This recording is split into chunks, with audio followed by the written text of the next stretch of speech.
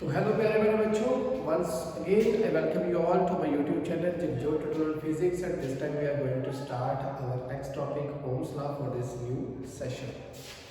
और बच्चों जो हमारे टॉपिक का नेम है वो है Ohm's law। 10th क्लास का टॉपिक है, चैप्टर है साडे इलेक्ट्रिसिटी। इस तो अगे दे नोट्स साडे के सारे ही साडे इस चैनल के ऊपर पए हुए हैं। सीरीज पैरेलल कनेक्शंस के रिगार्डिंग भी है, उस तो बाद फ्यूजेस के रिगार्डिंग भी है, दैन न्यूमेरिकल्स के रिगार्डिंग है, ब्लू क्वेश्चंस ने, बैक एक्सरसाइज के क्वेश्चन ने, पूरे चैप्टर्स अगे तो पूरे जिन्ने अगे भी चैप्टर्स कमिंग चैप्टर्स ने वो भी सारे प्रॉपर नोट्स बने हुए हैं, तुम उत्ते जाकर देख सकते हो। बट अभी वीडियो देखने तो बाद तो है कि बच्चों देखो Ohm's law they which statement की है ओम्स लॉ की। एग्जांपल बहुत छोटी जा पढ़ा के चला कि बड़ी काबिल एग्जांपल है की है कि मान लो कोई साडे कोल फैन है, किसी फैन को आप चलाना घर दे विच की आऊगी वोल्टेज आएगी। ओके, उस वोल्टेज की हेल्प के नाल आपां किसी फैन को चलावांगे, वोल्टेज जो आएगी एट दैट टाइम जो आप बटन ऑन करांगे तो करंट पहुंचेगा फैन तक। इसका मतलब घर में वोल्टेज होनी बहुत जरूरी है। जेकर वोल्टेज घर में आ रही है घट मीनस चाहिए कि नहीं सानू 220 टू 240 वोल्ट, अगर उन्हीं नहीं आ रही उस तो घट आ रही है तो फैन की फुल स्पीड चलेगा नहीं चलेगा। जो वोल्टेज बढ़ जाएगी तो फैन की होएगा तेज चलेगा, क्यों क्योंकि करंट बचेगा। सो जो वोल्टेज घटिया तो करंट भी होएगा वो भी घट होएगा। और फैन जो है जिस रेजिस्टेंस जिस लोड जिस ऑब्स्ट्रक्शन के नाल जिन्नी ऑब्स्ट्रक्शन के नाल वो फैन बनया होया ओदी उन्नी ऑब्स्ट्रक्शन उसके अंदर रहेगी ही, मीनस उन्नी वो जो वो अपने मटीरियल है जो अपनी रेजिस्टेंस है वो तो हमेशा बरकरार रहेगी, जिन्नी है उन्नी ही रहेगी। जब वोल्टेज बढ़ेगी करंट भी बढ़ेगा, फिर पखा अच्छे तरीके से चलेगा। एक गल याद रखनी है हमेशा। सो ओम्स लॉ की कहता है, इट स्टेट्स दैट ये दसदा है दैट इलेक्ट्रिक करंट जो electric current flowing through any resistor या लोड किसी भी फैन या हो कोई भी चीज़ हो जाए, प्रेस हो जाए, वॉशिंग मशीन हो जाए, टीवी हो जाए, या कोई भी चीज़ है जिसनों आप चलाना है, जिसनों आप रजिस्टर कहने, जिसनों आप लोड कहने हैं, उस अगर जेड़ा भी इलेक्ट्रिक करंट फ्लो कर रहा है उस लोड या रजिस्टर के विचों डायरेक्टली प्रोपोर्शनल टू किदे होएगा, डायरेक्टली मीन सामने डायरेक्टली प्रोपोर्शनल टू किस दे है पोटेंशियल डिफरेंस या वोल्टेज अक्रॉस दैट रेजिस्टर। उस रेजिस्टर के कोल कितनी वोल्टेज आ रही है इस चीज के ऊपर पूरा डिपेंड है कि उस रेजिस्टर को कितना करंट मिलेगा। ओके, सो मुख्य गल बच्चों की है that V directly proportional to I दे, जितना V चाहा उतना ही I चाहा, दिमाग से रखनी है। ओके, डायरेक्टली है ਹੁਣ ਤੁਸੀਂ ਛੋਟੀ ਕਲਾਸਿਸ ਵਿੱਚ ਵੀ ਦੇਖਦੇ ਆ ਜਦੋਂ ਬੇਟਾ ਤੁਹਾਨੂੰ ਕਦੀ ਵੀ ਡਾਇਰੈਕਟਲੀ ਦਾ ਸਿੰਬਲ ਹੋਵੇ ਤੇ ਡਾਇਰੈਕਟਲੀ ਨੂੰ ਹਟਾ ਕੇ ਆਪਾਂ ਇਕੁਅਲਸ ਟੂ ਅਗਰ ਪਾਉਣਾ ਹੋਵੇ ਤਾਂ ਸਾਨੂੰ ਕੋਈ ਚੀਜ਼ ਨਾਲ ਲਗਾਉਣੀ ਪੈਂਦੀ, ਉਹ ਕੀ ਹੈ ਕਾਂਸਟੈਂਟ। ਕੋਈ ਕਾਂਸਟੈਂਟ ਹੋਣਾ ਪੈਣਾ। ਇੱਥੇ ਕਾਂਸਟੈਂਟ ਕੌਣ ਹੈ, ਕਿਸ ਚੀਜ਼ ਦੇ ਨਾਲ ਕਿਸ ਚੀਜ਼ ਨੂੰ ਆ ਵੋਲਟੇਜ ਦੇ ਰਿਹਾ ਤੇ ਫਿਰ ਉਹਦੇ ਵਿੱਚੋਂ ਦੀ ਕਰੰਟ ਪਾਸ ਕੀਤਾ ਜਾ ਰਿਹਾ। ਵੋਲਟੇਜ ਕਿਸ ਨੂੰ ਦਿੱਤੀ ਜਾ ਰਹੀ ਹੈ, ਕਾਂਸਟੈਂਟ ਕੀ ਹੈ, current flowing through the resistor, current किचो पास हो रहा है रेजिस्टर चो डायरेक्टली प्रोपोर्शनल टू किस के potential difference voltage across that resistor. तो कांस्टेंट क्या है, वो रेजिस्टर है कांस्टेंट। ओके, वो ਜਿਹੜੀ ਚੀਜ਼ ਨੂੰ ਚਲਾਉਣਾ ਆਪਾਂ ਉਹਨੂੰ ਕਾਂਸਟੈਂਟ ਰੱਖਿਆ। ਸੋ ਉਹ ਕਾਂਸਟੈਂਟ ਕੀ ਹੈ, ਰੈਸਿਸਟਰ। ਰੈਸਿਸਟਰ ਦੀ ਕੀ ਹੁੰਦੀ ਹੈ, ਰੈਸਿਸਟੈਂਸ ਹੁੰਦੀ ਹੈ। ओके, सो इस ਨੂੰ ਹਟਾ ਕੇ ਮੈਂ ਕੀ ਲਗਾਤਾ, ਇੱਕ ਕਾਂਸਟੈਂਟ R ਲਗਾਤਾ, तो फिर ਜਿਹੜਾ प्रोपोर्शनल का साइन सी हट के की बढ़ गया इक्वल्स टू तो सारे को की आ गया जी V equals to I into R। तो इस लॉ को आप बोलते हैं ओम्स लॉ। ओम्स लॉ ये बढ़िया कितना स्टेटमेंट है, जितना ज्यादा I होएगा वो कितने प्रोपोर्शनल होगा, कितनी आपा वोल्टेज देती है उसको। वोल्टेज बताई चलो करंट बढ़ता जाएगा, वोल्टेज और बताओ करंट और बढ़ गया, वोल्टेज और बताओ करंट और बढ़ गया। ओके, तो कंडीशन की है ख्याल रखना R वही दा वही रहना चाहिए, रेजिस्टेंस वही रहनी चाहिए, जिस चीज जो लोड है वही होना चाहिए। ये नहीं कि कभी घट वोल्टेज आ रही है तो मैं एक पखा ले लिया, जो वोल्टेज ਵਧਾਵਾਂਗਾ तो उस पखे ਨੂੰ हटा के मैं कोई होर पखा लाना, पर हर पखे की रजिस्टेंस सेम नहीं होंगी। सो केस की है कि जिहड़ी चीज़ ਨੂੰ चलाना है, जिस चीज़ के उपर असीं एक्सपैरीमेंट करना, जिस चीज़ के उपर असीं प्रयास करना उस तरह का, उस दे लिए एक चीज़ का ख्याल रखना कि वो चीज़ सेम होनी चाहिए है। जे वो मैं वोल्टेज ਵਧਾਵਾਂ तो करंट नाल ਵਧੇ, वो दोवें च तां ही ਵਧਣਗੀਆਂ अगर वो चीज़ की होएगा सेम होएगा, क्योंकि हर एक चीज़ ਵੱਖ-ਵੱਖ करंट के उपर चलती है। ये ख्याल रखना दिमाग में। सो आर रेजिस्टेंस और जो रेजिस्टेंस है वो सेम होना चाहिए, लोड सेम होना चाहिए। सेकंड टेम्परेचर, वायर जी है जहाँ उनका फैन है, जो फैन है या जी वायर्स में यूज़ की ने, जहाँ जो फैन है वो फैन बच्चों गर्म नहीं हो जाना चाहिए कि इन्नी ज़्यादा वोल्टेज में घट देना या वध देना कि फैन ही गर्म हो जाए। नहीं, फैन जो है वो सही मात्रा च होना चाहिए, सही कंडीशन च होना चाहिए। जो मैं वोल्टेज घट दे रहा, जब मैं बहुत ज़्यादा देती तो करंट बहुत ज़्यादा होगा, करंट ज़्यादा होगा कि इन्नी ज़्यादा करंट निकलने के पखा गर्म ही ना हो जाए। जो पखा गर्म हो जाए तो पखे के सड़न के डर बढ़ जाते हैं। तो जो पखा सड़ गया फिर की होगा, फिर वोल्टेज जितनी मर्जी बढ़ाई चलो करंट नहीं बदलना, क्योंकि पखा तो सड़ गया चलो करंट जाने नहीं। सो ख्याल रखना कि पहली गल की कि रेजिस्टेंस सेम का सेम होना चाहिए, दूजा पखा गर्म नहीं होना चाहिए, टैंपरेचर राइज नहीं करना चाहिए। ये दो कंडीशन का ख्याल रखेंगे तो ओम्स लॉ पूरी तरह वेरीफाई हो जाता है। सो आ दो कंडीशन से नाल जो आप लिखनी है, हम वही एग्जांपल आप इतने लेके चलते हैं।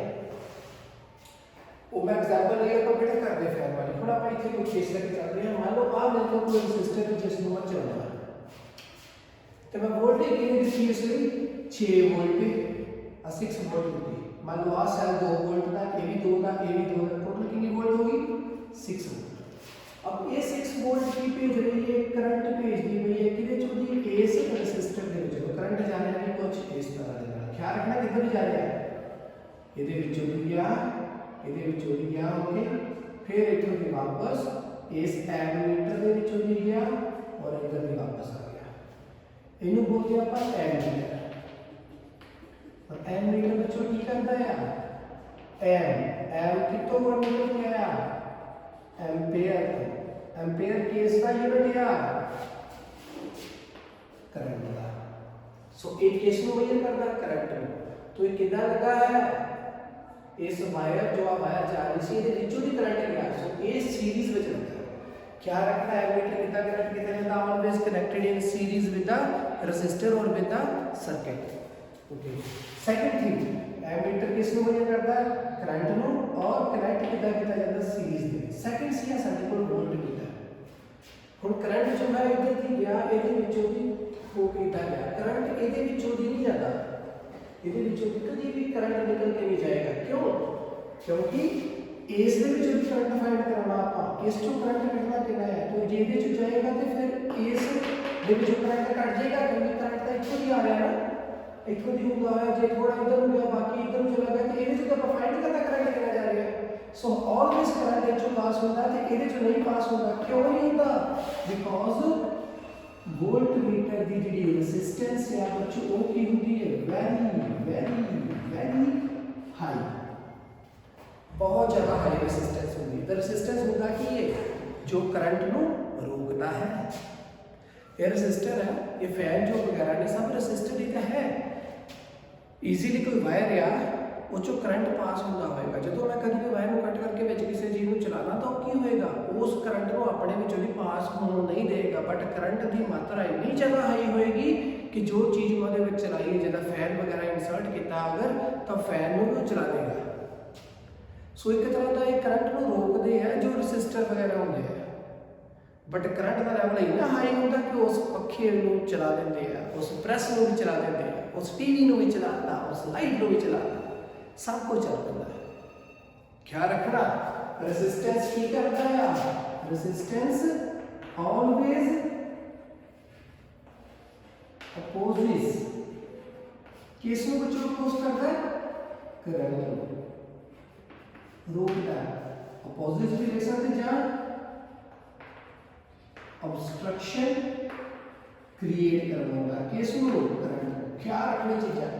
सो जिन्हें भी लोड में जिन्हें भी रेजिस्टेंस करा में है वो सब कोशिश करते हैं कि मेरे जो करंट ना पास होए, बट आप की करते हैं ਆਪਾਂ ਵੋਲਟੇਜ ਘਰ ਵਿੱਚ ਇੰਨੀ ਜ਼ਿਆਦਾ ਪ੍ਰੋਵਾਈਡ ਕਰਵਾਤੀ ਗਈ ਸ਼ੁਰੂ ਤੋਂ ਹੀ 240 ਵੋਲਟ ਉਹਨਾਂ ਨੇ ਭੇਜੀ, ਉਹਨਾਂ ਨੇ ਕਿਤੇ 60 70 ਦਾ ਨਹੀਂ ਭੇਜੀ, 240 ਭੇਜੀ, ਕੋਈ ਸੋਚ ਕੇ ਭੇਜੀ ਹੋਏਗੀ ਕਿ ਘਰਾਂ ਦੇ ਜਿੰਨੇ ਵੀ ਡਿਵਾਈਸ ਨੇ ਸਾਰੇ ਆਪਾਂ ਚਲਾਉਣੇ ਆ, ਇੰਨੀ ਵੋਲਟੇਜ ਭੇਜੋ ਕਿ ਉਹ ਇੰਨੀ ਵੋਲਟੇਜ ਇੰਨਾ ਕਰੰਟ ਪੈਦਾ ਕਰਦੇ ਕਿ ਜਿੰਨੇ ਵੀ ਡਿਵਾਈਸਿਸ ਨੇ ਸਭ ਚੱਲ ਪੈਣ। ਖਿਆਲ ਰੱਖਣੀ ਬਾਤ ਦਾ ओके। तो वोल्ट मीटर की करता ਉਹਦੀ ਹਮੇਸ਼ਾ ਰੈਜ਼ਿਸਟੈਂਸ ਹਾਈ ਹੁੰਦੀ ਹੈ। ਜੇ ਰੈਜ਼ਿਸਟੈਂਸ ਹਾਈ ਹੋਏਗੀ ਤਾਂ ਕਰੰਟ ਇਧਰ ਦੀ ਆਏਗਾ ਹੀ ਨਹੀਂ, ਸਾਰਾ ਕਰੰਟ ਇਧਰ ਦੀ ਜਾਏਗਾ। ਸੋ ਜੇ ਕਰੰਟ ਇਹਦੇ ਵਿੱਚੋਂ ਵੀ ਪਾਸ ਹੋ ਕੇ ਜਾ ਰਿਹਾ ਤੇ ਇਹ ਐਮੀਟਰ ਕਰੰਟ ਨੂੰ ਮੇਜ਼ਰ ਕਰਦਾ ਆ, ਤਾਂ ਇਹਦੀ ਰੈਜ਼ਿਸਟੈਂਸ ਕੀ ਹੋਣੀ ਚਾਹੀਦੀ, ਹਾਈ ਕਿ ਲੋ। ਜੇ ਇਹਦੀ ਰੈਜ਼ਿਸਟੈਂਸ ਹਾਈ ਹੋ ਜੇ ਤੇ ਆਪਣੇ ਚੋਂ ਕਰੰਟ ਨੂੰ ਪਾਸ ਹੀ ਨਾ ਹੋਣ ਦੇਵੇ, ਤੇ ਜੇ ਇਹਦੇ ਚੋਂ ਕਰੰਟ ਪਾਸ ਨਾ ਹੋਏਗਾ ਤੇ ਇਹ ਮੇਜ਼ਰ ਕਿਸ ਨੂੰ ਕਰੇਗਾ। ਸੋ देयरफॉर ਐਮੀਟਰ ਦੀ ਰੈਜ਼ਿਸਟੈਂਸ ਕੀ ਹੁੰਦੀ ਹੈ ਆਲਵੇਜ਼ ਬੱਚੋ, ammeter always have negligible resistance। Okay, points लिखने हैं जो बरकरार पॉइंट्स ने याद रखना, पेपर में जो पॉइंट्स पढ़ने हुए हैं। क्लियर। सो ये लगेगा कि ये वायर को कट करके थोड़ी लगाया वोल्टमीटर में, नाल लगाया इस के बाद ये तक पॉजिटिव पॉइंट है नेगेटिव पार्ट है, दो लाइनां ने, दो चीज़ां ने, एक इधरले पासे लगाता है, इधरले पासे लगाता कि ਇੱਥੇ वोल्टेज कितनी थी, ਇੱਥੇ वोल्टेज कितनी, ਜਿਹੜਾ डिफरेंस होएगा वो इतनी होगी होगी वोल्टेज की। सो हमेशा ये कितना लगता है, पैरेलल। क्लियर। दो पॉइंट्स रख देते हैं आप, याद रखिए। डिफरेंस बिटवीन एमीटर ਤੇ वोल्टमीटर पूछ लेना बच्चों। पहला पॉइंट की ये कितना कनेक्ट होता है, इन सीरीज, ये कितने कनेक्टेड है, in parallel.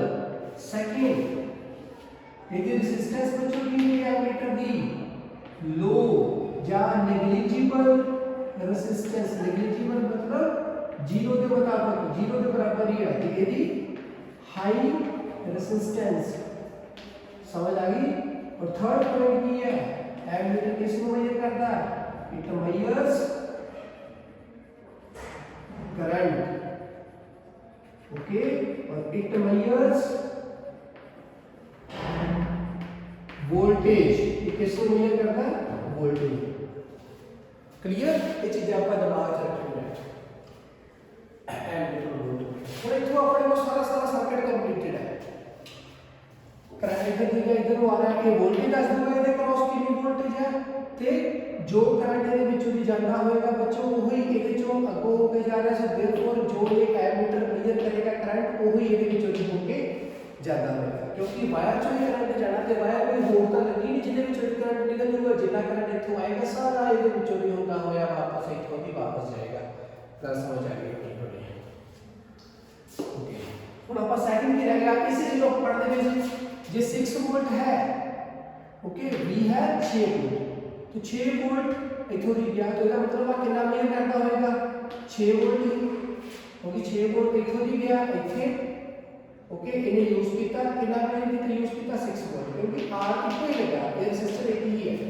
Okay, इथों the current वापस आया, ये 6 वोल्ट वैल्यू है, रेजिस्टेंस इसकी कितनी है, 3 एम्पीयर। तो करंट कितना होएगा, इथों फिल करिए, V दी वैल्यू कितनी है बच्चों, 6, I कितना है, R कितना है, 3, तो I कितना आएगा, थले आ गया है, तो कितना आ गया 2 एम्पीयर इक्वल्स टू I।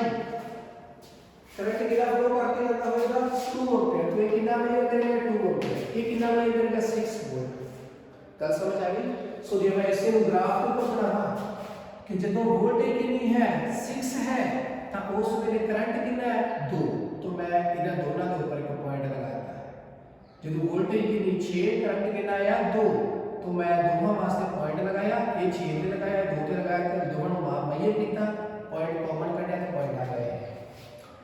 इस तो बाद जब मैं वोल्टेज बच्चों 6 को बढ़ा के कितनी करता, 12 वोल्ट करता, रेजिस्टेंस कितनी 3, तो करंट कितना आएगा 12, सेम इसी तरीके के नाल डिवाइडेड बाय 3, तो करंट आ गया 4 एम्पीयर। तो 12 है जी, तो करंट कितना 4, तो पॉइंट कौन सा आ गया यही। उस तो बाद थर्ड की है, थर्ड वाले केस दे विच जेकर मेरे को वोल्टेज मैं ले लवा 18 वोल्ट, तो करंट कितना होएगा उस वक्त, करंट आएगा मेरे को बच्चों 18 डिवाइडेड बाय 3, कितना आ गया जी 6 एम्पीयर। तो 6 एम्पीयर करंट ਦੇ ਵਿੱਚੋਂ ਪਾਸ ਹੋ ਜਾ ਰਿਹਾ ਉਸ ओके। सो इतो की चीज समझी कि जिवे जिवे ऐसे वोल्टेज को बताई जावांगे करंट भी की हो रहा है अदरे ना देखो थोड़े नाल बढ़ता गया तो करंट बढ़ता जा रहा है तो हर केस में सेम की रखा रेजिस्टेंस में रखी है सेम। तो ग्राफ कैसा बढ़िया स्ट्रेट लाइन बढ़ गया ना, इस पॉइंट को मिलाया फिर इसको मिलाया इसको मिलाया तो ग्राफ बढ़ गया स्ट्रेट लाइन। तो एक चीज का ख्याल रखना कि कंडीशंस आर टेंपरेचर ए जो बढ़ा रहा है ਵਧਾਉਂਦੇ ਨਾਲ ਇਹ ਵਾਇਰ ਚਾਹੇ ਰੈਸਿਸਟਰ ਗਰਮ ਨਹੀਂ ਹੋਣਾ ਚਾਹੀਦਾ। ਗਰਮ ਹੋ ਗਿਆ ਤਾਂ ਕਰੰਟ ਦੀ ਵੈਲਿਊ ਘਟ ਜਾਣੀ ਹੈ ਕਿਉਂਕਿ ਜਿੱਦਾਂ ਵਾਇਰ ਗਰਮ ਹੋ ਜਾਂਦੀ ਹੈ ਰੈਸਿਸਟੈਂਸ ਵੱਧ ਜਾਂਦੀ ਹੈ, ਸੜਨੀ ਸ਼ੁਰੂ ਹੋ ਸਕਦੀ ਹੈ ਵਾਇਰ ਤੇ ਰੈਸਿਸਟੈਂਸ ਵੱਧ ਗਈ ਤਾਂ ਕਰੰਟ ਘਟ ਸਕਦਾ ਹੈ। ਸੋ देयरफॉर ਇਹ ਦੋਨੋਂ ਸੇਮ ਹੋਣੇ ਚਾਹੀਦੇ ਕਿ ਵਾਇਰ ਆ ਸਟ੍ਰੇਟ ਲਾਈਨ ਗ੍ਰਾਫ ਬਣੇਗਾ। ਸੋ ਇਹ ਗ੍ਰਾਫ ਸਾਨੂੰ ਦੱਸਦਾ ਹੈ ਗ੍ਰਾਫ ਕਿਹਦੇ ਵਾਸਤੇ ਹੈ ਬੱਚੋ ओम्स ला के लिए। ये ग्राफ अगर स्केल बन जाए तो थोड़ा एक्सपेरिमेंट बिल्कुल सही है। ओके क्लियर है। अगे है साडे दोस्तों factors affecting the resistance of a wire. जेकर किसी वायर दे ਕਿਹੜੇ ਫੈਕਟਰ ਨੇ ਜਿਨ੍ਹਾਂ ਤੋਂ ਪਤਾ ਲੱਗਦਾ ਕਿ ਉਹਦੀ ਰੈਸਿਸਟੈਂਸ ਵਧੇਗੀ ਜਾਂ ਘਟੇਗੀ ਵਾਇਰ ਦੀ ਵੀ, ਕਿਉਂਕਿ ਹਰ ਇੱਕ ਵਾਇਰ ਦੇ ਵਿੱਚ ਬੱਚੋ ਕੋਈ ਨਾ ਕੋਈ ਰੈਸਿਸਟੈਂਸ ਹੁੰਦੀ ਹੈ। ओके ਹੁਣ ਜੇਕਰ ਕੋਈ ਵਾਇਰ ਬਣੀ ਹੋਵੇਗੀ ਕਾਪਰ ਦੀ, ਜਿਹੜੇ ਘਰਾਂ ਵਿੱਚ ਆਪਣੇ ਵਾਇਰਸ ਨੇ ਕਾਪਰ ਦੀਆਂ ਵਾਇਰ ਨੇ, ओके ਉਹ ਵੀ ਥੋੜੀ ਬਹੁਤੀ ਰੈਸਿਸਟੈਂਸ ਹੈ, ਨੈਗਲੀਜੀਬਲ ਅਮਾਉਂਟ ਦੀ ਮਾੜੀ ਮੋਟੀ ਰੈਸਿਸਟੈਂਸ ਹੈ, ਉਹ ਆਰਾਮ ਦੇ ਨਾਲ ਆਪਣੇ ਜੋ ਕਰੰਟ ਨੂੰ ਪਾਸ ਕਰਵਾਉਂਦੇ ਆ। ਜੇਕਰ ਵਾਇਰ ਤੁਹਾਡੇ ਘਰਾਂ ਵਿੱਚ ਪਾਈ ਜਾਵੇ ਸਿਲਵਰ ਦੀ, ਚਾਂਦੀ ਦੀ ਵਾਇਰ ਤਾਂ ਬਹੁਤ ਮਹਿੰਗੀ ਹੋਏਗੀ ਬਟ ਉਹਦੀ ਰੈਸਿਸਟੈਂਸ ਜਮਾਂ ਹੀ ਘੱਟ ਹੋਏਗੀ, ਬਹੁਤ ਵਧੀਆ ਕੁਆਲਿਟੀ ਦੀ ਵਾਇਰ ਹੋਏਗੀ। ਜੇਕਰ ਵਾਇਰ ਤੁਹਾਡੇ ਘਰ ਵਿੱਚ ਪਾ ਦਿੱਤੀ ਜਾਵੇ ਲੋਹੇ ਦੀ, ਆਇਰਨ ਦੀ, तो आयरन की रेजिस्टेंस जी थोड़ी जी ज़्यादा आ, तो इसका मतलब कि वो थोड़ा जहा करंट भी खाएगा, वो रेजिस्टेंस थोड़ी जी देता है। जी उस तो बाद मैं वायर तुहाडे घरां विच बेटा पा दी जाए, निकल की पा दी जाए, किसी होर चीज़ की पा दी जाए तो उसकी रेजिस्टेंस थोड़ी होर बढ़ जानी है। सो इसका मतलब डिपेंड है मटीरियल के ऊपर कि हर एक वायर की कोई ना कोई रेजिस्टेंस जरूर होती है। तो बच्चों आप स्टार्ट करते हैं factors affecting the resistance of a wire. तो किहड़े फैक्टर्स हम देखिए। फर्स्ट है लेंथ ऑफ अ वायर।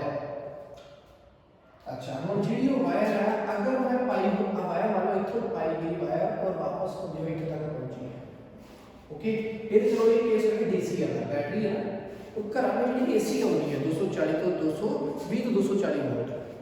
अगर मान लो थोड़े घर में जी वायर पाई गई है जिस भी पक्षियों को पाई गई है या फिर कितने भी अंडरग्राउंड वायर्स की गई ने, तो हमेशा वायर में पाने लगे एक चीज़ का ख्याल रखा जाता है कि थोड़ी तो थोड़ा डिस्टेंस कवर करे वायर।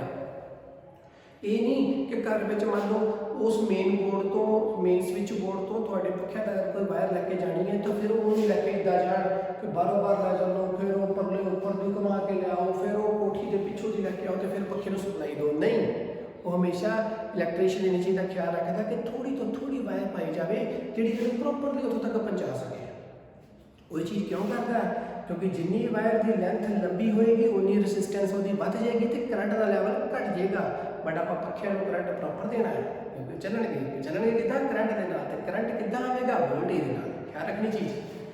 सो अगर वायर की लेंथ मान लो इतनी है पहला, अगर इसको बढ़ा के मैं इतनी कर देती तो रेजिस्टेंस की हो जाएगी इनक्रीज हो जाएगी तो करंट की हो जाएगा घटता जाएगा। इतने जी चीज़ आप लैके चलते हैं मान लो मैं इतने जो करंट जो इतनी वाला रेजिस्टेंस आ जो वायर आप इतने मान लो रखा है ना वायर पाई गई है, ये वायर इतनी पाई है, इस तो बाद मैं वायर की लेंथ बढ़ा नहीं गया उन्नी तो उन्नी है। सो देयरफॉर करंट का लेवल उन्ना ही रहेगा जिन्ना रेजिस्टेंस सी यदि और जिन्नी इस वायर की रेजिस्टेंस सी वो सारी मिलकर जिन्नी है उन्नी रहेगी। जेकर मैं इन्हें बता इतों कट के थोड़ी मोर वायर को लंबा करता हूँ तो फिर लैके जाना फिर करंट का लेवल डाउन जरूर आएगा फिर रेजिस्टेंस बढ़ जाएगी। सो ख्याल रखना वायर की हमेशा रेजिस्टेंस जी है वो घट तो घट रखनी होती है। तो लेंथ जिन्नी की चाहिए वायर तो उन्नी को पाओ, जिन्नी लंबी करोगे रेजिस्टेंस बढ़ेगी तो करंट का लेवल डाउन होगा। इतने जाओगे तो रेजिस्टेंस होर बढ़ गई तो करंट का लेवल होर घट गया। ख्याल की दिमाग चाहिए। Next is area of cross section of the wire means diameter. Diameter ये मान लो वायर है कितनी मोटी है वायर, ये चीज़ ऊपर ख्याल रखना है। ਤੁਸੀਂ ਵੇਖਿਆ ਹੋਣਾ ਤੁਹਾਡੇ ਘਰਾਂ ਵਿੱਚ ਬੱਚੋ ਜਿਹੜੀ ਏਸੀ ਨੂੰ ਵਾਇਰ ਪਾਈ ਗਈ ਹੈ ਉਹ ਕੀ ਹੁੰਦੀ ਹੈ, ਥੋੜੀ ਮੋਟੀ ਪਾਈ ਜਾਂਦੀ ਆਮ ਵਾਇਰਸ ਨਾਲ। ਕਿਉਂ? ਕਿਉਂਕਿ ਕਰੰਟ ਕੀ ਜਾਣਾ ਉਹਦੇ ਚੋਂ ਜ਼ਿਆਦਾ। ਏਸੀ ਚੱਲਦਾ 15 ਤੋਂ 16 ਐਂਪੀਅਰ ਦੇ ਉੱਤੇ। ਤੁਹਾਨੂੰ ਜੋ ਬਟਨ ਲਗਾਇਆ ਜਾਂਦਾ ਔਨ ਆਫ ਕਰਨ ਵਾਸਤੇ ਸਵਿਚ ਲਗਾਇਆ ਜਾਂਦਾ ਉਹ ਵੀ ਕੀ ਹੁੰਦਾ, ਜ਼ਿਆਦਾ ਐਂਪੀਅਰ ਦਾ ਹੁੰਦਾ, 15-16 ਐਂਪੀਅਰ ਦਾ। ਤੇ ਆਮ ਤੌਰ ਤੇ ਪੱਖਿਆਂ ਨੂੰ ਸਵਿਚ ਲਗਾਏ ਜਾਂਦੇ ਉਹ 5 ਐਂਪੀਅਰ ਦੇ ਹੁੰਦੇ ਛੋਟੇ। ਓਕੇ, ਸੋ ਜੇਕਰ ਵਾਇਰ ਐਕਸ ਵਾਈ ਵਾਇਰ ਹੈ ਕੋਈ ਇਹ ਪਤਲੀ ਇੰਨੀ ਜ਼ਿਆਦਾ ਹੈ, ਇਸ ਤੋਂ ਬਾਅਦ ਅਗਰ ਮੈਂ ਇੰਨੀ ਮੋਟੀ ਵਾਇਰ ਪਾਣਾ ਤਾਂ ਰੈਸਿਸਟੈਂਸ ਕੀ ਹੋਏਗੀ, ਘਟ ਜਾਏਗੀ ਤੇ ਕਰੰਟ ਕੀ ਹੋਏਗਾ, ਵੱਧ ਜਾਏਗਾ। ਜਿੰਨੀ ਵਾਇਰ ਮੋਟੀ ਹੋਏਗੀ ਉਹਨਾਂ ਉਹਦੇ ਚ ਆਰਾਮ ਦੇ ਨਾਲ ਕਰੰਟ ਪਾਸ ਹੁੰਦਾ ਹੋਏਗਾ। ਆ ਵਾਇਰ ਇਸ ਵਾਇਰ ਨੂੰ ਮੈਂ ਹਟਾ ਕੇ ਇੱਥੇ ਇਦਾਂ ਦੀ ਮੋਟੀ ਵਾਇਰ ਪਾ ਤਾਂ ਕਰੰਟ ਜ਼ਿਆਦਾ ਲੈਵਲ ਦਾ ਪਾਸ ਹੋ ਜਾਏਗਾ, ਆਰਾਮ ਦੇ ਨਾਲ ਜ਼ਿਆਦਾ ਪਾਸ ਹੋਏਗਾ, ਮਤਲਬ ਰੈਸਿਸਟੈਂਸ ਘਟ ਜਾਏਗੀ। ਓਕੇ, ਇਹਦਾ ਮਤਲਬ ਇਹ ਨਹੀਂ ਨਾ ਕਿ ਬੈਟਰੀ ਹੋਣੀ ਰਹੇਗੀ ਤੇ ਹਰ ਵਾਰੀ ਜਿਵੇਂ ਮੋਟੀ ਵਾਇਰ ਪਾ ਦਿੱਤੀ ਹੈ ਤੇ ਕਰੰਟ ਵੱਧਦਾ ਜਾਏਗਾ, ਨਹੀਂ। कहने का मतलब ये बच्चों कि जिन्नी वायर मोटी होगी करंट बच्चों उतना ही आराम के नाल इजीली बढ़िया तरीके ना पास होगा, उन्हें औख नहीं होएगी। ठीक है, तो रेजिस्टेंस की होएगी, जेकर करंट में औख नहीं आ रही तो रेजिस्टेंस की है फिर घट। तो जे इसको हम आके मैं इसको यूज करा हुन ਇਹਦੇ ਨਾਲੋਂ ਇਹ मोटी है बट ਇਹਦੇ ਨਾਲੋਂ ਇਹ पतली है, सो ਇਹਦਾ मतलब ਇਹਦੀ रेजिस्टेंस की होएगी, ਇਹਦੇ ਨਾਲੋਂ ज्यादा होएगी, ਇਹਦੇ ਨਾਲੋਂ ਜ਼ਿਆਦਾ ਹੈ, ਇਹਦੇ ਨਾਲੋਂ ਇਹਦੀ ਰੈਸਿਸਟੈਂਸ ਘੱਟ ਹੈ। ਆ ਪਤਾ ਨਹੀਂ ਹੈ ਕਿ ਮੋਟੀ ਹੈ, ਇਹਦੇ ਨਾਲੋਂ ਇਹਦੀ ਰੈਸਿਸਟੈਂਸ ਘੱਟ ਆ ਬਟ ਇਹਦੇ ਨਾਲੋਂ ਇਹਦੀ ਰੈਸਿਸਟੈਂਸ ਜ਼ਿਆਦਾ ਹੈ, ਕਿਉਂਕਿ ਜਿੰਨੀ ਮੋਟੀ ਵਾਇਰ ਹੋਣੀ ਉਹਦੀ ਰੈਸਿਸਟੈਂਸ ਘੱਟ ਹੈ। ਹੁਣ ਇਹ ਤੋਂ ਪਤਲੀ ਹੈ, ਉਹਦੀ ਰੈਸਿਸਟੈਂਸ ਵੱਧ ਹੈ ਬਟ ਇਹਦਾ ਕਰੰਟ ਕੀ ਹੋਏਗਾ, ਇਹਦੇ ਮੁਕਾਬਲੇ ਕਰੰਟ ਇਹ ਚੋਂ ਘੱਟ ਜਾਏਗਾ, ਇਹਦੇ ਮੁਕਾਬਲੇ, ਬਟ ਇਹਦੇ ਮੁਕਾਬਲੇ ਕਰੰਟ ਇਹ ਚੋਂ ਆਰਾਮ ਨਾਲ ਜਾਏਗਾ, ਕਿਉਂਕਿ ਜਿੰਨੀ ਵਾਇਰ ਮੋਟੀ आप ही देखो एक पानी है, पानी वाली पाइप है, तुसी किसी टैप के मूहरे लगाई हुई है, अगर टैप को प्रॉपरली ओपन करोगे तो पाइप जितनी मोटी होएगी उतना उच्च पानी आराम नाल निकल के जाएगा। सो करंट अगर आराम नाल पानी निकल के जा रहा है उसी तरीके नाल देख के चलो कि पानी में औख नहीं आ रही। तो जेकर वायर पाओगे पतली, पैप पाओ, पैप पतली लगाओगे तो पानी ने की करना, पानी ने औखा होके जाना है। तो जो करंट औखा होके जाएगा तो करंट घटने की कोशिश करेगा, रेजिस्टेंस बंद होएगी। वो चीज़ का एग्जांपल लेके चलते हैं अपना दिमाग। थर्ड है temperature of the wire. Wire जितनी ज़्यादा गर्म हो जाएगी, जितना वायर का टेम्परेचर ज़्यादा होएगा ਉਹਦੇ ਨਾਲ ਉਹਦੀ ਰੈਸਿਸਟੈਂਸ ਵੀ ਜ਼ਿਆਦਾ ਹੋਏਗੀ ਤੇ ਕਰੰਟ ਦਾ ਲੈਵਲ ਘਟਣਾ ਸ਼ੁਰੂ ਹੋ ਸਕਦਾ ਹੈ।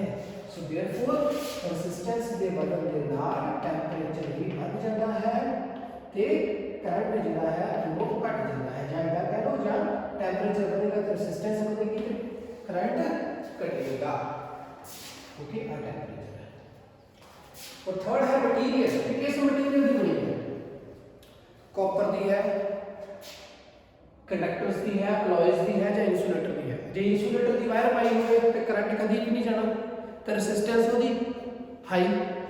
अलॉयज की बनाई हुई, अलॉयज की मिक्सचर होता है कंडक्टर्स का, जो कंडक्टर्स ने अपने को कॉपर है, ठीक है, एल्यूमीनियम है, सिल्वर या इन्हें सारा मिक्स करके बनाया गया। तो जो इंसुलेटर की वायर पावांगे तो करंट पास ही नहीं होना है, अलॉय की पावांगे तो थोड़ा करंट पास होएगा, जो कंडक्टर की पावांगे तो आराम से करंट ज़्यादा पास होगा। तो थर्ड चीज़ है फोर्थ वाली केड़ी कि मटीरियल कैसा बनेगा। ओके, सो मटीरियल वास्ते आप हमेशा वर्ड यूज करते हैं रेसिस्टिविटी, कि उस वायर की अपनी रेसिस्टिविटी की है, यूनिट लेंथ की रेसिस्टेंस की है। ओके, वो होगी रेसिस्टिविटी। ओके, समझ लिया आपने चीज़ है। तो मटीरियल रिप्रेजेंट करती है बच्चों की रेसिस्टिविटी। अब देखो की है इथों अपन की समझिया रेसिस्टेंस बारे पढ़ते वैसे तो अगर रेसिस्टेंस जेडी है जे लेंथ बढ़ेगी तो रेसिस्टेंस भी बढ़ेगी, तो डायरेक्टली प्रोपोर्शनल हो गया ना। लेंथ बढ़ेगी तो रेसिस्टेंस बढ़ेगी। तो एक चीज इथों अपन ये समझ आ गई। दूसरा ਇਹਦੇ ਵਿੱਚ ਕੀ ਪੜਿਆ कि एरिया अगर बढ़ेगा तो रेजिस्टेंस घटेगी। ठीक है, पहली चीज जितनी मोटी उतनी रेजिस्टेंस कम। तो ये R directly proportional to L है, ये R inversely proportional to area है। तो इन्हें दोनों को अगर मैं इकट्ठा करता हूं, थर्ड पे मटेरियल पे डिपेंड है, तो जो मटेरियल होगा क्या टेंपरेचर डिपेंड है। तो ये तो मैथमेटिकल चीज का दोनों तो बनती है, तो सिर्फ अपन रिजल्ट याद रखते हैं कि टेंपरेचर बदलना, रेजिस्टेंस बनती है और डिपेंड है कि मटेरियल कैसा होगा।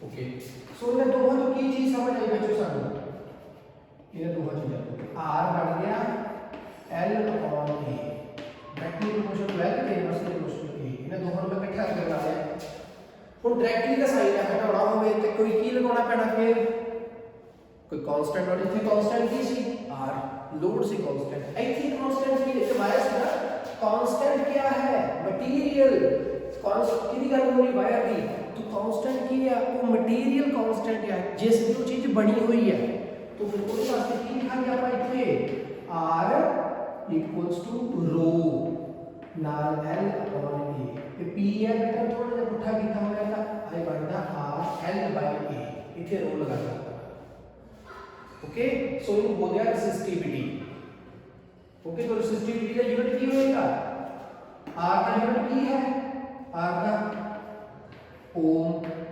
लेंथ का मीटर एरिया का मीटर स्क्वायर तो रेसिस्टिविटी का की होएगा इस मीटर का 1 मीटर गया तो ये इथे चला गया तो रेसिस्टिविटी का यूनिट की आ गया ओम मीटर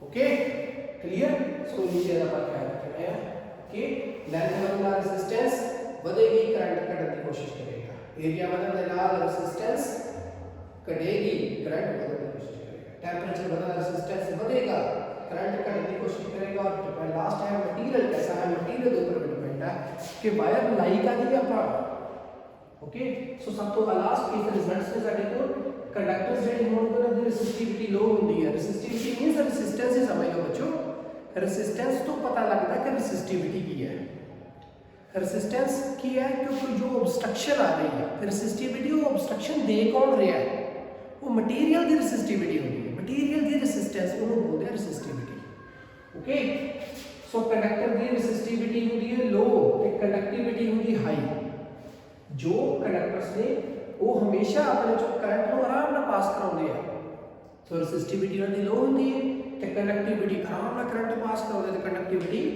ਹਾਈ ਹੁੰਦੀ ਹੈ ਨੈਕਸਟ ਹੈ ਅਲੋਇਜ਼ ਮਿਕਸਚਰ ਆਫ ਕੰਡਕਟਰ ਦਾ ਮਿਕਸਚਰ ਕਰਕੇ ਬਣਿਆ ਹੋਇਆ ਹੈ ਅਲੋਇਜ਼ ਕੀ ਹੁੰਦੀ ਹੈ ਇਹਦੀ ਰੈਸਿਸਟਿਵਿਟੀ ਕੀ ਹੁੰਦੀ ਹਾਈ ਹੁੰਦੀ ਹੈ ਕਿਹਦੇ ਨਾਲੋਂ ਹਾਈ ਇਹਦੇ ਨਾਲ ਕਿਉਂਕਿ ਸਭ ਤੋਂ ਵਧੀਆ ਕੰਡਕਟਰ ਹੈ ਉਸ ਤੋਂ ਬਾਅਦ ਅਲੋਏ ਹੈ तो ਰੈਸਿਸਟਿਵਿਟੀ ਹਾਈ ਹੋਏਗੀ ਕੰਡਕਟਰ ਨਾਲੋਂ ਬਟ ਅਲੋਇਜ਼ ਜਿਹੜੇ ਫਿਰ ਵੀ ਕਰੰਟ ਪਾਸ ਕਰਾਉਂਦੇ ਆ ਸੋ ਇਨਸੂਲੇਟਰ ਦੇ ਨਾਲ ਹੋਏਗਾ ਦੀ ਰੈਸਿਸਟਿਵਿਟੀ ਕੀ ਹੋਏਗੀ ਲੋ ਹੋਏਗੀ ਇਹਦਾ ਮਤਲਬ ਅਲੋਏ ਜਿਹੜੇ ਆ ਇਹਨਾਂ ਦੋਵਾਂ ਦੇ ਵਿਚਕਾਰ ਜੀ ਕਿਤੇ ਆਉਂਦੇ ਆ ਇਹ ਇੰਨੇ ਜ਼ਿਆਦਾ ਕੰਡਕਟਰ ਵਾਂਗ ਵਧੀਆ ਨਹੀਂ ਕਿ ਆਰਾਮ ਨਾਲ ਆਪਣੇ ਚੋਂ ਕਰੰਟ ਪਾਸ ਕਰਾਉਣ ਤੇ ਐਡੇ ਮਾੜੇ ਵੀ ਨਹੀਂ ਕਿ ਆਪਣੇ ਚੋਂ ਕਰੰਟ ਨਾ ਪਾਸ ਕਰਾਉਣ ਓਕੇ ਤੇ ਕੰਡਕਟਿਵਿਟੀ ਦਾ ਕੇਸ ਵੀ ਕੀ ਜਿਹੜੀ ਕੰਡਕਟਿਵਿਟੀ ਇਹਨਾਂ ਦੋਵਾਂ ਦੇ ਵਿਚਕਾਰ ਹੀ ਰਹੇਗੀ ਕੰਡਕਟਿਵਿਟੀ ਅਲੋਇਜ਼ ਦੀ ਘੱਟ ਹੁੰਦੀ ਹੈ ਇਹਦੇ ਨਾਲੋਂ ਇਹਨਾਂ ਨਾਲੋਂ ਬਟ ਇਹਦੇ ਨਾਲੋਂ ਜ਼ਿਆਦਾ ਹੁੰਦੀ ਹੈ ਤੇ ਇਨਸੂਲੇਟਰ ਕੀ ਇਹਦਾ ਰੈਸਿਸਟਿਵਿਟੀ ਬਹੁਤ ਹਾਈ ਕਰੰਟ ਪਾਸ ਨਹੀਂ ਕਰਾਉਂਦੇ ਤੇ ਕੰਡਕਟਿਵਿਟੀ ਕੀ ਹੁੰਦੀ ਲੋ ਉਹਦੀ ਕਰੰਟ ਆਪਣੇ ਜੋ ਪਾਸ ਹੋਣ ਨਹੀਂ ਦਿੰਦੇ ਕਲੀਅਰ ਬੱਚੋ ਸੋ ਇਹ ਚੀਜ਼ ਸੀ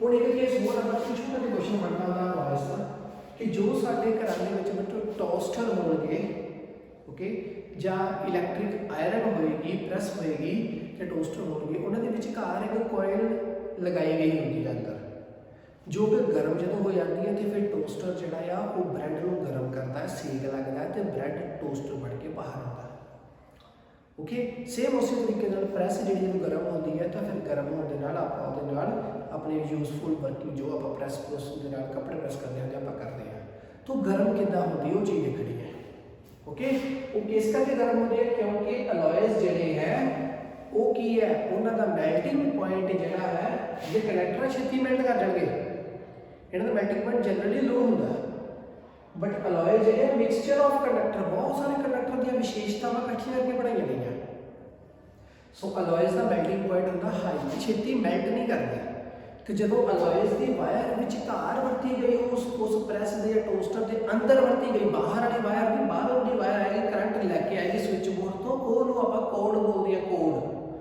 ਉਹ ਨਹੀਂ ਉਹ ਬਾਹਰ ਦੀ ਗੱਲ ਹੈ ਉਹਦੇ ਅੰਦਰ ਜੋ ਮਟੀਰੀਅਲ ਉਸ ਟੋਸਟਰ ਜਿਹੜੀ ਅੰਦਰ ਵਾਇਰ ਲੱਗੀ ਉਹਨੂੰ ਬੋਲਦੇ ਕੋਇਲ ਉਹ ਜਨਰਲੀ ਬੜੀਆਂ ਹੁੰਦੀਆਂ ਕਹਿੰਦੀਆਂ ਅਲੋਇਜ਼ ਦੀਆਂ ਉਹਦਾ ਮੈਲਟਿੰਗ ਪੁਆਇੰਟ ਹਾਈ ਹੁੰਦਾ ਉਹ ਜਦੋਂ ਗਰਮ ਹੋ ਜਾਣਗੀਆਂ ਤੇ ਉਹ ਸੜਨਗੀਆਂ ਨਹੀਂ ਕਿਉਂਕਿ ਮੈਲਟਿੰਗ ਪੁਆਇੰਟ ਕੀ ਹੈ ਹਾਈ ਹੈ ਬਰਨ ਨਹੀਂ ਛੇਤੀ ਹੋਣਗੀਆਂ ਤੇ ਜੇਕਰ ਉਹ ਕੰਡਕਟਰ ਦੇ ਬਣੀਆਂ ਹੋਣ ਤਾਂ ਬਰਨ ਹੁੰਦੀਆਂ ਰਹਿਣ ਸੜਦੀਆਂ ਰਹਿਣ ਫਿਰ ਆਪਾਂ ਸੇਕ ਕਿੱਥੋਂ ਲਵਾਂਗੇ ਟੋਸਟਰ ਗਰਮ ਕਿੱਦਾਂ ਕਰੇਗਾ ਪ੍ਰੈਸ ਗਰਮ ਕਿੱਦਾਂ ਹੋਏਗੀ ਸੋ ਜਨਰਲੀ ਉਹ ਕੀ ਬਣੀਆਂ ਹੋਈਆਂ ਅਲੋਇਜ਼ ਦੀ ਛੇਤੀ ਮੈਲਟ नहीं करदियां तो उन्हां दी रसिस्टिविटी की हुंदी है हाई हुंदी किहदे नाल इहनां नाल तां करके आपां अलॉयज़ नूं यूज़ करदे आ रसिस्टिविटी हाई मतलब की है करंट नूं अपने चों पास कराउंदे पे आ करंट पास हो रहा वो करंट नूं ढकदा पिया है जदों करंट नूं ढकदा पिया गर्म हो रहा कोई करंट ढकिया गया तो वायर टैंपरेचर वधदा गया तां ही करंट ढकिया गया ना तो टैंपरेचर वधदा गया गर्म हो गया तो सानूं उस तों फायदा आ गया ओके सो अलॉयज़ आपां जनरली तां वरतदे आ क्योंकि छेती गर्म हो जाता रसिस्टिविटी उन्हां दी हाई हुंदी है तो वो छेती दे नाल मेल्ट नहीं करता क्योंकि मेल्टिंग पॉइंट उन्हां दा भी की हुंदा है